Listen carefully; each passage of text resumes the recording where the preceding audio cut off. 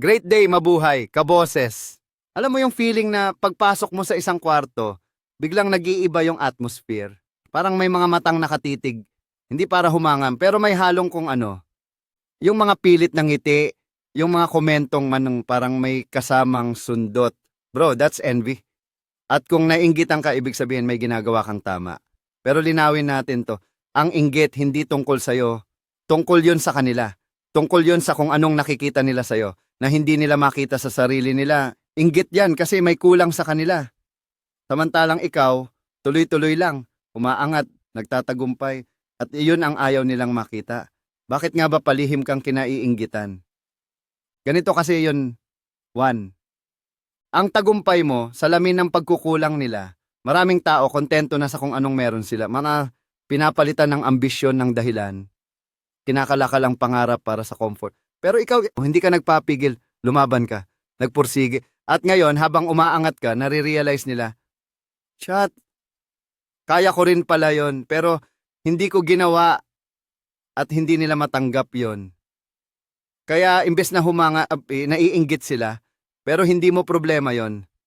Huwag mong ikompromiso ang liwanag mo para lang hindi sila masilaw. Hindi mo pinagpuyatan, pinagpawisan at pinagdaanan lahat para lang magpahina sa harap ng insecurities nila. Keep shining, bro. 2. May gusto sila na meron ka, pero di nila kayang paghirapan. Let's be real. Lahat gusto ng tagumpay, pero hindi lahat willing gawin ang trabaho para makuha yon. Nakikita nila kung paano ka nagbabanat ng buto, paano ka gumigising ng maaga, paano ka nagsasakripisyo, at imbes na ma-inspire, naiirita sila. Kasi deep down, alam nila, kaya rin nila sana yon. Pero hindi nila ginawa, hindi mo kasalanan yon. Kung frustrated sila, problema na nila yon. 3. Ang confidence mo, kinakain sila ng buhay. Alam mo kung anong pinaka nakakatakot sa isang taong naniniwala sa sarili niya. Hindi siya naghahanap ng validation. Alam niya ang worth niya. Kaya pag pumasok ka sa kwarto, ramdam nila, hindi ka nagmamayabang. Pero yung presence mo pa lang, gumagawa na ng ingay. Ang iba, irerespeto ka. Ang iba, may inggit. Pero tandaan mo to, confidence isn't arrogance, it's self-respect. At kung yun ang nagpapakulo sa dugo nila, problema na nila yon, hindi sa'yo. 4. Hindi ka napipigilan, kahit ano pang dumating. Wala nang mas nakakabaliw sa isang taong hindi marunong sumuko.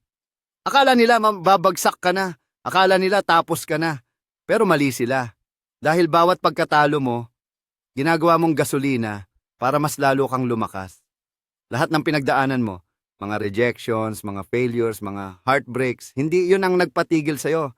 Bagkus, yun ang nagpatibay sa'yo. At yan ang dahilan kung bakit kanila naiinggitan. So kasi sila sumuko na. Ikaw, tuloy lang. 5. Habang sila chismis, ikaw progress. Yung iba mas inuuna ang chismis kesa sa growth. Mas pinagtutuunan ng pansin ang buhay ng iba, imbes na ayusin ang sarili nilang buhay. Pero ikaw, wala kang oras sa drama. Busy kang umaangat. Habang sila pinag-uusapan ka, ikaw gumagawa ng paraan para mas lalo pang umangat. At yan ang hindi nila matanggap, na habang sila stuck sa parehas na cycle ng inggit at paninira, ikaw patuloy sa pag-level up. 6. Ginagawa mong mukhang effortless, kahit hindi nila nakita yung puyat mo, yung pagod mo, yung sakripisyo mo. Ang nakikita lang nila, yung resulta, kaya ang iniisip nila, sinwerte ka lang. Hindi nila alam, pinagtrabahuhan mo to, pinagdaan mo lahat ng sakit at hirap para makarating dito. Pero okay lang yan. Kasi hindi mo kailangang ipaliwanag ang sarili mo. Hindi mo kailangang i-justify ang tagumpay mo sa mga taong hindi naman kasama nung nagsisimula ka. So ano ngayon? Kung palihim kang naiinggitan, ibig sabihin nasa tamang direksyon ka. Ibig sabihin, may ginagawa kang tama.